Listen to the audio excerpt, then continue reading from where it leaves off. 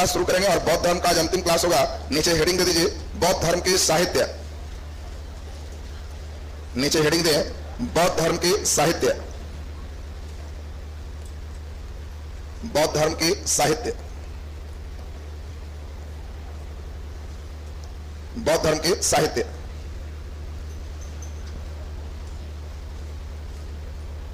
बौद्ध धर्म के साहित्य। चलो अब सब लोग आज का क्लास को बढ़िया से सुनो। साहित्य का सेक्शन कंप्लीट हो जाएगा तो यहां से भी कई क्वेश्चन आपको बनता है और आराम से बना सकते हो। देखो बौद्ध धर्म में दो भाग थे। एक भाग को कहा गया था हीनयान और दूसरे भाग को कहा गया था महायान। याद है सबको? एक शाखा का नाम क्या है? हीनयान और दूसरे का महायान। हीनयान जो शाखा है ये बुद्ध को क्या माने? गुरु। और महायान वाले ईश्वर भगवान माने। बताओ ये क्या करते थे? बुद्ध के बताए गए रास्ते पर चलने का डिसीजन ली। और इन्होंने क्या किया? बुद्ध के रास्ते से नहीं मतलब है, बुद्ध ही भगवान है, उनकी पूजा करना है, मूर्ति बनाना है। बताओ ज्यादा किताब का काम कहां पड़ेगा? हीनयान में कि महायान में? हीनयान में। चूंकि बुद्ध की जितनी भी बात होगी वो किताबों में होगी। बाकी इनको तो किताब से बहुत मतलब है नहीं। ये तो मूर्ति बनाए और वही कर्म कांड शुरू कर दिए। टीका लगाए, थोड़ा धूप दिखा दिए, थोड़ा जल चढ़ा दिए, कुछ उन पर चढ़ा दिए, फिर अपने खा लिए, यही प्रोसेस चल। अब इनको किताब कम चाहिए था, फिर भी दोनों में पुस्तक है। हीनयान के जो भी पुस्तक है वो ज्यादातर पुस्तक पाली भाषा में। आपसे पूछा जाएगा बौद्ध साहित्य मिलते हैं किस भाषा में? पाली भाषा में। और ये जो महायान देख रहे हो इनके जो पुस्तक मिलते हैं ये संस्कृत भाषा में मिलते हैं। पहले हीनयान आया कि महायान? पहले हीनयान है। और बौद्ध धर्म के जो प्रारंभिक साहित्य है वो कौन सी भाषा में है? पाली। और जो बाद में कनिष्क के समय जो किताब लिखा गया उसके बाद जो किताब लिखे गए महायान अगर शाखा के हैं तो किताब किसमें है? संस्कृत में। तो मेन क्वेश्चन तुम्हारा आएगा हीनयान वाले से पाली भाषा में। यानी सबसे पहले इंपॉर्टेंट क्या होगा? पाली भाषा के साहित्य। अब जरा ध्यान से समझो, बौद्ध धर्म में सबसे मेन पुस्तक है त्रिपिटक। ये सबसे मेन किताब है। बौद्ध धर्म का सबसे इंपॉर्टेंट पुस्तक का नाम है त्रिपिटक। ये पिटक मीन्स क्या होता है? पिटक मीन्स क्या होता है? टोकरी। आपको बताए थे, कभी भी पूछा जाएगा त्रिपिटक का मतलब है तीन किताब या तीन टोकरी। तीन टोकरी, त्रि मीन्स तीन और पिटक माने टोकरी। हीनयान का सबसे इंपॉर्टेंट किताब की तीन टोकरी है। एक टोकरी सबसे बड़ा टोकरी है, एक थोड़ा मंझला है और एक सबसे छोटा है। तीन टोकरी है और इसी को त्रिपिटक का। जो सबसे बड़ी टोकरी जो देख रहे हो इस बड़ी टोकरी का ही नाम हम लोग जानते हैं सूत पिटक है। इसका नाम क्या है? सूत पिटक। और सूत पिटक में गौतम बुद्ध के उपदेश और उनके जीवन से संबंधित घटनाओं का उल्लेख। गौतम बुद्ध को कहा क्या किए, कहा क्या बोले, कैसे क्या कह रहे हैं, पहले जन्म में क्या थे, इस सब बात कहां मिलता है? सूत पिटक। अभिधम्म पिटक इसको मंझला टोकरी कहते हैं। और अभिधम्म पिटक का मतलब है इसमें बुद्ध के टोटल फिलॉसफी है, दर्शन है। दर्शन का मतलब होता है कि अंदर से क्या चाह रहे थे, ये फिलॉसफी है। एक तत्व दिखाई देते हैं, उपदेश दिखाई देगा, फिलॉसफी ये दिखाई नहीं देगा, उसमें निहित तत्व दर्शन है। अब जैसे तुम एक धूप लिया और सुबह सुबह पूजा कर रहे हो, तो पूजा कर रहे हो तो इसका मतलब वह एक घटना है। तुम उपदेश दे रहे हो कि बच्चों को पूजा करना चाहिए, तो ये एक उपदेश है। लेकिन इसके अंदर छिपा हुआ तत्व है कि तुम ईश्वर को मान रहे हो, तुम आस्तिक हो, ईश्वरवादी हो। तो ये ईश्वरवादी जो है उसको हम लोग क्या कहेंगे? दर्शन कहेंगे। तुम भगवान से ही मान रहे हो कि इनको पूजा करने से फल मिलेगा, पूजा करने से वरदान देंगे, तो ये दर्शन है, फिलॉसफी है। और सबसे छोटका टोकरी जो देख रहे हो इसी का नाम है विनय पिटक। इस छोटका टोकरी का नाम है विनय पिटक। और इसी में संघ में जो भिक्षु हैं उनके नियम कानून का उल्लेख कि अगर संघ में भिक्षु बने हो तो कैसे रहोगे, क्या करोगे, गड़बड़ करोगे तुमको हटा दिया जाएगा। और इसीलिए तुमसे पूछा जाए पिटकों में सबसे बड़ा पिटक कौन है? सूत पिटक। ऐसे भी ध्यान रखना कि सूत जाएंगे सर तो सबसे ज्यादा जगह छेके, तो नाम है सूत पिटक, सबसे बड़ा है। और सबसे छोटा कौन है? विनय। विनय प्रणाम पाती करने वाला छोटे प्रणाम करेगा। और जब भी कहेंगे विनय पिटक तो सबसे छोटा। मंझला टोकरी कौन है? अभिधम्म पिटक। अब ध्यान से समझो, पिटकों को, सूत पिटक जो देख रहे हो इसको हम लोग निकाय में बांटते हैं। निकाय मीन्स होता है घटना। अलग अलग घटनाओं को अलग अलग पुस्तक में लिखा गया। और सूत पिटक के 5 निकाय। एक निकाय का नाम है दिघ निकाय। दिघ निकाय। दूसरा निकाय को हम लोग कहते हैं मध्यम निकाय। मध्यम निकाय। तीसरा निकाय को हम लोग कहते हैं संयुक्त निकाय। संयुक्त निकाय। चौथा नंबर जो निकाय हम लोग देख रहे हैं इसको कहते हैं खुद्दक निकाय। खुद्दक निकाय। और 5वां नंबर जो निकाय है उसको कहते हैं अंगुत्तर निकाय। अंगुत्तर निकाय। अब आपसे देखो कभी भी क्वेश्चन देगा कौन बौद्ध ग्रंथ है, कौन पाली भाषा में है, सारे पुस्तक ध्यान रखोगे। दिघ निकाय, मध्यम निकाय, संयुक्त निकाय, खुद्दक निकाय, अंगुत्तर निकाय, जितने निकाय देख रहे हो ये सभी किसका भाग है? सूत पिटक का। तो इन पुस्तकों में किस का उल्लेख हो? या तो उपदेश होगा या फिर बुद्ध से संबंधित घटना होगा। जैसे बहुत इंपॉर्टेंट क्वेश्चन है खुद्दक निकाय। खुद्दक निकाय के जो 10वां अध्याय है, इसमें कंप्लीट रूप से एक घटना का जिक्र है जो बुद्ध के पूर्व जन्म की कहानी है। और पूर्व जन्म की जो कहानी है इसी को एक अलग से जातक कथा के नाम से जानते हैं। और तुमको देखो किताब दे देगा जातक कथा है, तो आपको ध्यान रखना है जातक कथा एक खुद्दक निकाय का 10वां भाग है। और जातक कथा में गौतम बुद्ध के पूर्व जन्म के घटना का उल्लेख है। बुद्ध पहले क्या थे, क्या कर रहे थे, नहीं कर रहे थे, ये पूरा खुद्दक निकाय में। इससे भी इंपॉर्टेंट अंगुत्तर निकाय है जो तुम पहले से पढ़ चुके हो। अंगुत्तर निकाय में ही पहली बार 16 महाजनपद का उल्लेख है। याद आ गया? 16 महाजनपद का उल्लेख किस बौद्ध ग्रंथ में है? तो आंसर क्या होगा? अंगुत्तर निकाय। इसमें 16 महाजनपद का उल्लेख किया गया। अब देखो इसके बाद हम लोग चले, दो और बहुत इंपॉर्टेंट पुस्तक है। एक श्रीलंका के बारे में जानकारी देता है दीपवंश, और दूसरा है महावंश। ये सब किताब एक बार सुने रहो, तुमसे पूछेगा कौन सा किताब बौद्ध से संबंधित नहीं है। अब जान के बौद्ध और जैन सब पढ़े रहोगे तो हो जाएगा। और डिटेल जाएगा कौन सा किताब पाली भाषा में नहीं है। तो आपको ध्यान रखना, अभी जितने पुस्तक पढ़ रहे हैं वो सब हीनयान का है, और हीनयान के पुस्तक किस भाषा में? पाली। तो ये सभी पाली भाषा के पुस्तक है। दीपवंश से श्रीलंका की जानकारी मिलती है। इस समय जानकारी मिलती है कि कैसे जो हमारे राजा बने अशोक, उन्होंने अपने बेटे महेंद्र को, बेटी संघमित्रा को बौद्ध धर्म के प्रचार के लिए कहां भेजा? श्रीलंका भेजा। और श्रीलंका में बौद्ध धर्म कैसे डेवलप किया, यह जानकारी दो पुस्तक से मिलती है, दीपवंश और महावंश। देखो नाम याद रखना आसान है। श्रीलंका चारों ओर जल से घिरा हुआ है, तो जो चारों ओर जल से घिरता है उसको हम लोग द्वीप कहते हैं। और एक्चुअल किताब है द्वीपवंश, लेकिन महंगाई के जमाना में वह धीरे धीरे छूट गया और नाम बन गया दीपवंश। और तुमको कभी भी परीक्षा में देगा किस पुस्तक से श्रीलंका की जानकारी मिलती है? दीघ निकाय, खुद्दक निकाय, मध्यम निकाय, दीपवंश। तुम मुस्कुराओगे श्रीलंका द्वीप है, द्वीप में बेचारा के वह छूट गया, दीपवंश हो गया।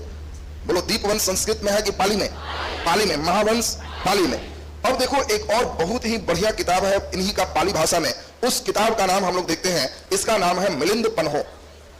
मिलिंद पन्हो, देखो ये किताब भी कई बार तुमसे पूछा जाता है कौन बौद्ध साहित्य नहीं है, तो आपको ध्यान रखना है मिलिंद पन्हो एक बौद्ध साहित्य। एक क्या है किताब में?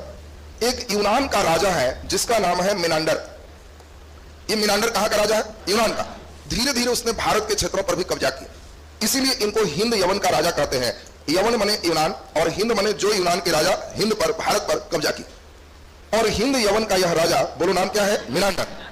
इस मिनांडर ने सबसे इंपॉर्टेंट घटना आपको समझना है, दूसरे धर्म से संबंधित है, यूनानी धर्म। और जब भारत आया तो ये कहा कि हम बौद्ध धर्म के बारे में बहुत कुछ सुन रखे हैं, अगर कोई बौद्ध धर्म का कोई विद्वान व्यक्ति है तो वह भिक्षु मेरे सामने आओ, हम कई सवाल पूछेंगे, तुम आंसर दो।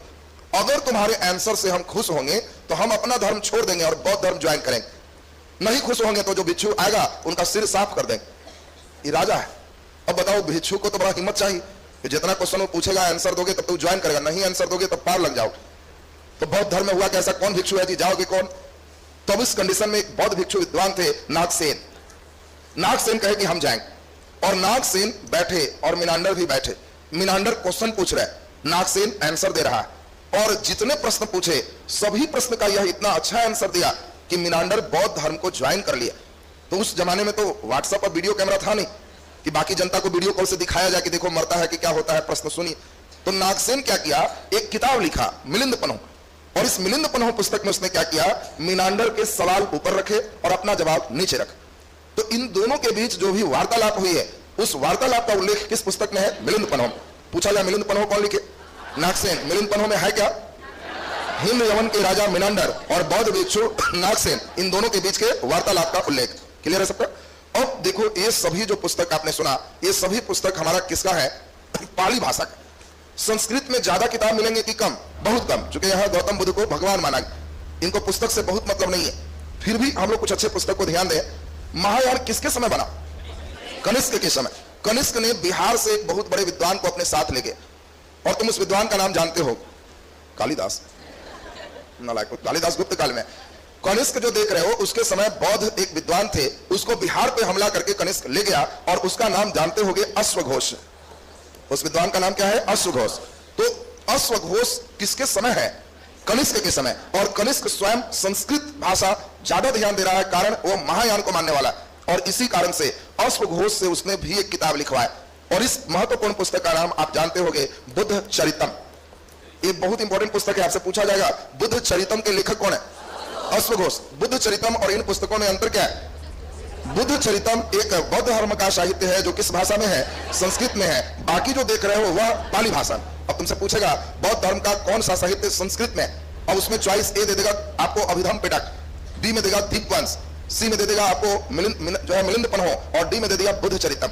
आंसर कौन होगा? बुद्ध चरितम। तो पहले जल्दी से इतनी बातों को लिखेंगे हम लोग, फिर आगे चले। नीचे लिखिए बौद्ध धर्म के साहित्य, हेडिंग दे दीजिए, नीचे डैश तक लिखे, डैश तक लिखे बौद्ध धर्म के हीनयान शाखा, बौद्ध धर्म की हीनयान शाखा, बौद्ध धर्म के हीनयान शाखा, हीनयान शाखा जिसमें बुद्ध को गुरु माना गया, जिसमें बुद्ध को गुरु माना गया, बुद्ध को गुरु माना गया, वह पुस्तक पर आधारित था,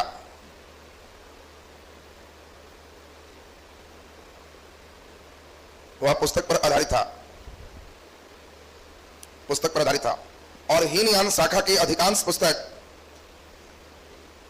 और हीनयान शाखा की अधिकांश पुस्तक, हीनयान शाखा की अधिकांश पुस्तक पाली भाषा में है,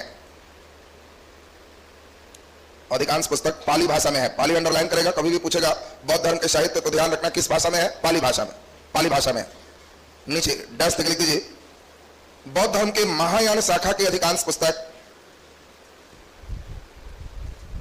बौद्ध धर्म के महायान शाखा की अधिकांश पुस्तक,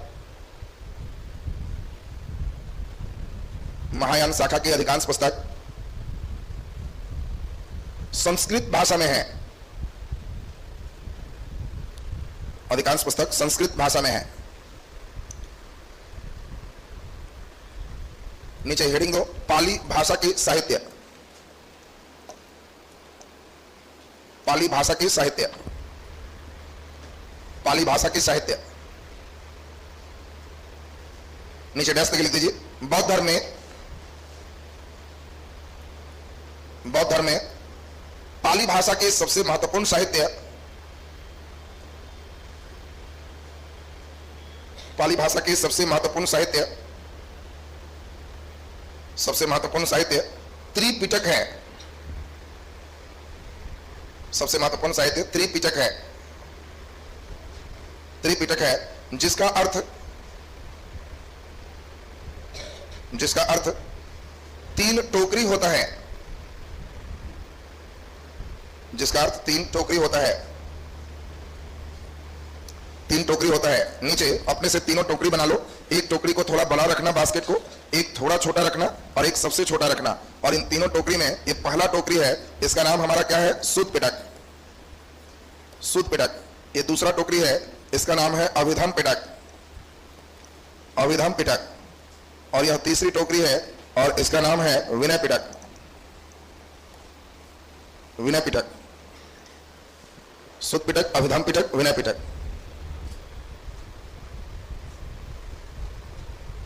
सूत पिटक, अभिधम पिटक, विनय पिटक।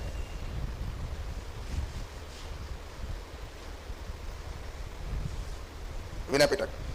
बोलो पिटकों में सबसे बड़ा कौन है? सूत पिटक। सबसे छोटा कौन है? विनय पिटक।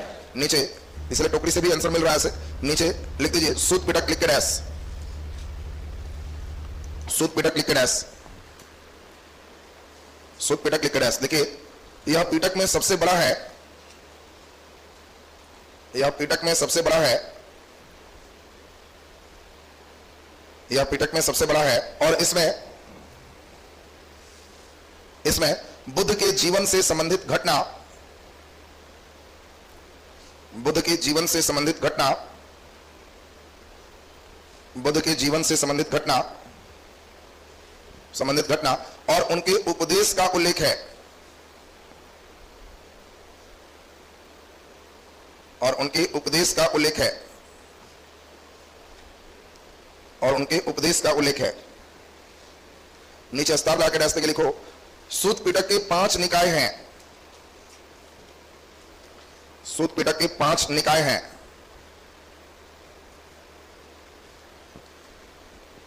सूत पिटक के 5 निकाय हैं। पांचों निकाय का नाम देखो, याद रखना एकदम आसान है। एक है बड़ा, बड़ा का नाम क्या है? दिग। एक है मंझिला, मध्यम, दोनों मिला दिए संयुग। बोलो पहला नंबर का नाम दिग, उसके बाद मध्यम, उसके बाद संयुग, तब खुद्दक और उसके बाद अंगुत्तर। बोलो अंगुत्तर निकाय में कितने महाजनपद का उल्लेख है? इस 16 महाजनपद में बुद्ध क्या क्या किए, घटना लिखा हुआ। कि बुद्ध के लिए 16 महाजनपद का द्वार खुला था, जहां जाते थे लोग चरण धरते थे, कौशल में भी घूमे, यहां भी घूमे, वो अपन बड़ाई किया, हम लोग को मालूम चल गया कि वो 16 महाजनपद था। बात समझ रहा है ना? ये नहीं लिखा हुआ है कि 16 महाजनपद था ताकि बच्चे जीके का क्वेश्चन आगे याद कर। वो बुद्ध के बड़ाई कर रहा है कि बुद्ध जितने भी जनपद थे उस 16 में उनका पूजा हो रहा था। तो हम लोग समझ गए कि वो महाजनपद कितने थे, 16। नीचे लिख दीजिए जल्दी से, पहला नंबर देखे दिघ निकाय, पांचों निकाय का नाम लिखिए। दिघ निकाय, मध्यम निकाय, दिघ निकाय, मध्यम निकाय, संयुक्त निकाय, संयुक्त निकाय, खुद्दक निकाय, खुद्दक निकाय, और पांचवा अंगुत्तर निकाय,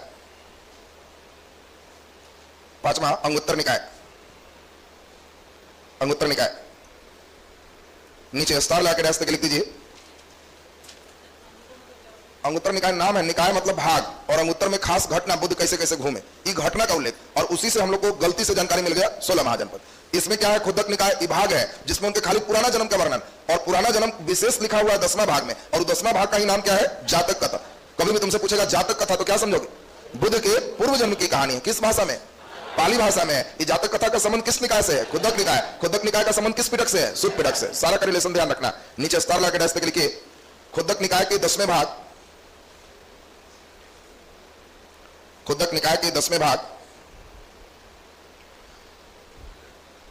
खुद्दक निकाय के 10वें भाग में गौतम बुद्ध के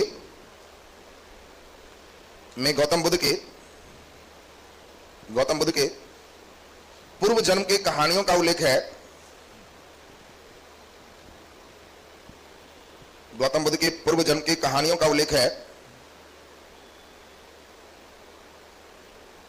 पूर्व जन्म की कहानियों का उल्लेख है, जिसे जातक कथा कहा जाता है। जातक कथा को अंडरलाइन करो, जिसे जातक कथा कहा जाता है, जिसे जातक कथा कहा जाता है, जातक कथा कहा जाता है। नीचे अस्तार लगा के डैश तक लिखिए। अंगुत्तर निकाय में, अंगुत्तर निकाय में 16 महाजनपद का उल्लेख है। अंगुत्तर निकाय में 16 महाजनपद का उल्लेख है, 16 महाजनपद का उल्लेख है। चलिए दूसरा नंबर लिख दीजिए, अभिधम पिटक। ये तो पूरा हम लोग देखे सुत पिटक के बारे में। दूसरा नंबर लिखो, अभिधम पिटक। अभिधम पिटक डैश तक लिखिए। अभिधम पिटक में बौद्ध दर्शन का उल्लेख है।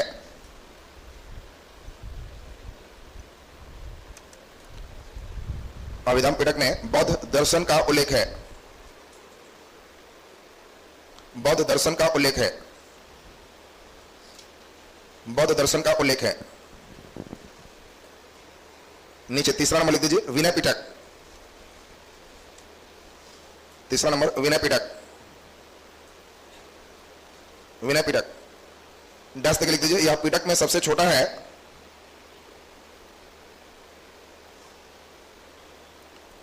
यह पिटक में सबसे छोटा है, और इसमें संघ के नियमों का उल्लेख है, और इसमें संघ के नियमों का उल्लेख है, संघ के नियमों का उल्लेख है। नीचे स्टार लगा के डैश तक लिखिए, और स्टार लगा के डैश तक लिखिए। दीपवंश और महावंश, दीपवंश और महावंश बौद्ध साहित्य से, दीपवंश और महावंश बौद्ध साहित्य से श्रीलंका की जानकारी प्राप्त होती है, श्रीलंका की जानकारी प्राप्त होती है, श्रीलंका की जानकारी प्राप्त होती है। नीचे स्टार लगा के डैश तक लिखिए। मिलिंद पन्हों की रचना, मिलिंद पन्हों, मिलिंद पन्हों की रचना, मिलिंद पन्हों की रचना नागसेन ने किया, मिलिंद पन्हों की रचना नागसेन ने किया, नागसेन ने किया। और इसमें हिंद यवन के राजा मिनांडर और इसमें हिंद यवन के राजा मिनांडर, हिंद यवन के राजा मिनांडर और बौद्ध भिक्षु नागसेन, और बौद्ध भिक्षु नागसेन के बीच के वार्तालाप का वर्णन है। बौद्ध भिक्षु नागसेन के बीच के वार्तालाप का वर्णन है,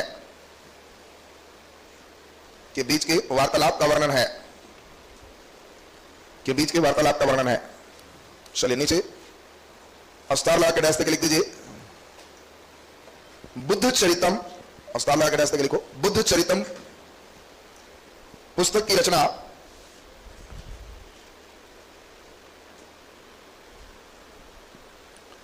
बुद्ध चरितम पुस्तक की रचना अश्वघोष ने किया।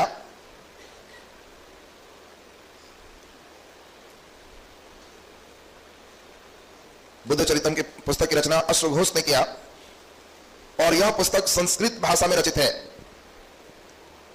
और यह पुस्तक संस्कृत भाषा में रचित है, यह पुस्तक संस्कृत भाषा में रचित है। बोलो जी, लाइन एकदम क्लियर है सबका। अब आपसे पूछा जाए बौद्ध साहित्य ज्यादातर किस भाषा में है? पाली, हीनयान की महायान वाला? हीनयान, महायान वाला संस्कृत में है। अब सुन लीजिए, बौद्ध धर्म कंप्लीट होके अगले क्लास में अब शुरू होगा जैन धर्म। सुनना ध्यान से, जैन धर्म भी 2-3 क्लास चलेगा और तब जैन फिलॉसफी तक पढ़ लोगे, ये लेसन देखते देखते कंप्लीट हो जाएंगे। अब ध्यान दो, कल का जो मेन अब क्लास है, कल आप लोग का पॉलिटी हो जाएगा और कल हम लोग